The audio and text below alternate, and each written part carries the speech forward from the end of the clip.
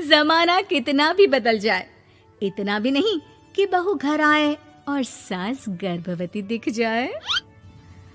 देखो मीरा, माँ का पूरा ख्याल रखना है, उनसे अब काम नहीं होता है। क्यों, क्या हो गया है? तुम्हारी माँ तो हट्टी कट्टी दिख रही है, पूरी शादी में घोड़ी की तरह नाची है, अब क्यों काम नहीं होता उनसे?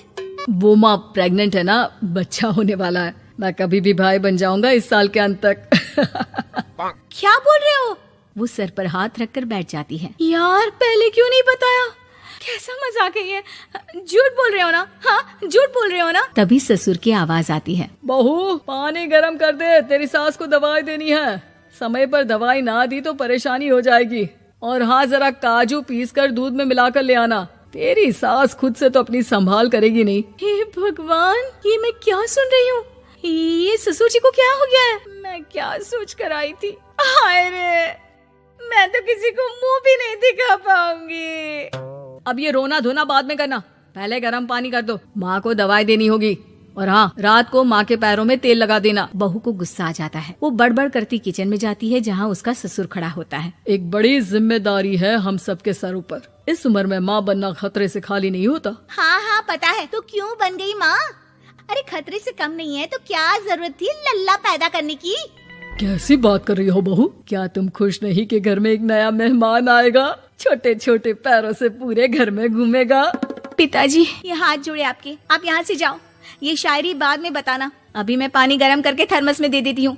सारा दिन पिलाते रहो गरम पानी। और हाँ, ये बच्ची की बात बार बार मुझसे कोई नहीं करेगा। बहू का पारा अब चढ़ा ही रहता था। वो काम तो सारा करती, लेकिन किलस किलस कर। मीरा सारे काम से फुर्सत पाकर बैठी होती है कि माँ का फोन आ जाता है। बेटा, बहुत बड़ी जिम्मेदारी है तेरे सर पर, अच्छे से निभाना। ससुराल में हर किसी को खुश रखना वैसे तो मुश्किल है, लेकिन भगवान ही हिम्मत देता है बहू को हर कुछ सहकर सबको खुश रखने की। क्या बड़बड़ किए जा रही हो माँ? जानती भी हो कि यहाँ क्या चल रहा है? मेरी सास, अरे तेरी सास तो देवी है देवी। कितने खुश हो रहे थे सारे तेरी सूरत देख देख कर। पता नहीं जैसे बहू नहीं कोई मन मांगी मुराद मिल गई हो उन लोगों को। अरे बात तो पूरी सुनो। मन मांगी बुरा तो पूरी हुई है। अरे मेरी सास को बच्चा होने वाला है, प्रेग्नेंट है वो। क्या बकवास कर रही है मीरा? ये बात किसी को कहना मत। मुझे तो बता दिया, लेकिन अब अपनी जबान सिल ले। कहाँ है तेरी सास? बात तो करा मेरी। पूछू जरा, पोता पोती खिलाने की उम्र में खुद का बच्चा खिलाने का शौक कहाँ से आ गया? और आया भी तो बताना तो चाहिए था। अब क्या नाक कटाने के लिए हम लोगों से रिश्ता जोड़ा है? रुक, तेरे पापा से बात करती हूँ। मीरा फोन रखकर लेट जाती है। वो एक सपना देखती है कि उसकी गोद में एक बच्चा खेल रहा है। भाभी की गोद में कितना खुश दिख रहा है ना, लग ही नहीं रहा कि भाभी है। मैं तेरे लिए क्या लाया हूँ, सोने की बालियाँ। तेरी शादी में तो मैं बुढ़ा हो जाऊंगा ना।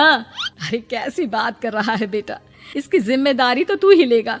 हम लोगों का तो कोई भरोसा नहीं, कब ऊपर वाला उठा ले। बहू को सास को देख देख कर गुस्सा आ रहा था। तभी वहाँ पड़ोसन आ जाती है। अरे बहू, तुझसे तो पूछने से भी डर लगता है कि कब खुशखबरी सुना रही है। अब तो अपनी 1 महीने की ननद की ही जिम्मेदारी संभाल ले, बहुत है। अपने जेवर भी रख देना और पैसे भी जमा करना शुरू कर दे। वो बात आगे बढ़ाती उससे पहले ही बहू जोर से चिल्लाकर उठ जाती है। नहीं नहीं नहीं नहीं, मैं अपने जेवर किसी को नहीं दूंगी। अरे कौन ले रहा है तुम्हारे जेवर?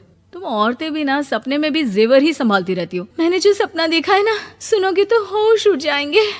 अच्छा, तुम अपना सपना बाद में बताना, पहले मेरा सुनो। कल मैंने इतना अच्छा सपना देखा कि अगर वो पूरा हो जाता है ना तो मैं तुम्हारे लिए रानी हार बनवा दूंगा।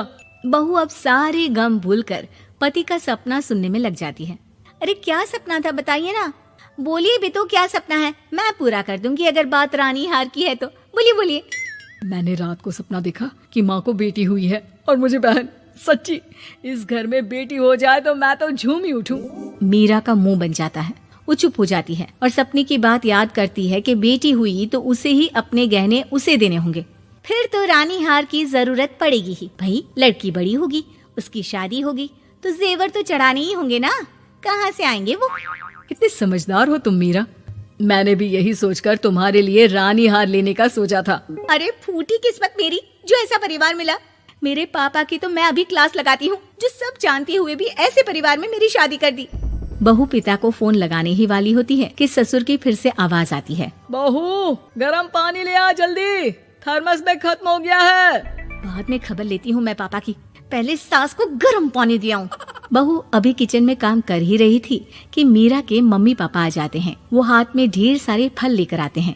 मीरा के पिता मीरा के ससुर से कहते हैं, लीजिए भाई साहब, ये फल रखिए, बहन जी को खिला दीजिएगा।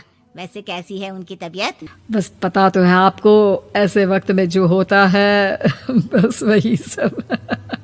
मुझे तो सुनकर बहुत गुस्सा आया था, लेकिन चलिए, भाग्य में जो है लिखा उसे कौन टाल सकता है। डॉक्टर को दिखाए? हाँ हाँ, बस डॉक्टर आने ही वाला है। अच्छा हुआ आप लोग भी आ गए। उतने में एक सुंदर सी लेडी डॉक्टर आती है। पेशेंट कौन है आप? अरे नहीं जी, मैं तो बहू हूँ इस घर की। मैं तो अभी सोच भी नहीं सकती पोता या पोती के बारे में, अभी तो मेरी सास ही। अरे चुप हो जाना, देख तो ले, डॉक्टर है ये, किसी के भी सामने गुस्सा फोड़ देती है। डॉक्टर कमरे में जाती है और थोड़ी देर बाद बाहर आ जाती है। पीछे से सास भी निकल आती है। हे भगवान, इतना दुख तो किसी को भी ना दे जितना मुझे दिया है। देखिए बहन जी, आप लोगों को तो ये सोचना भी नहीं चाहिए था। वही तो मैं भी कह रही थी कि आप लोगों के लिए तो सोचना भी गुनाह है, लेकिन अब पछताए होत क्या जब चिड़िया चुग गई खेत। डॉक्टर वहाँ से चली जाती है। मैं माँ नहीं बन सकती, मैं प्रेग्नेंट भी नहीं हूँ। ये कैसे? तुम तो बोल रही थी कि अरे वो गैस का दर्द था और पेट भी गैस से फूल रहा था। डॉक्टर ने चूर्ण दे दिया है, गर्म पानी से फांकना है। हाँ? मैं अभी लाती हूँ गर्म पानी। अरे मैं तो गीजर ही लगा देती हूँ। हाय रे, खुशी के मारे पागल ना हो जाओ।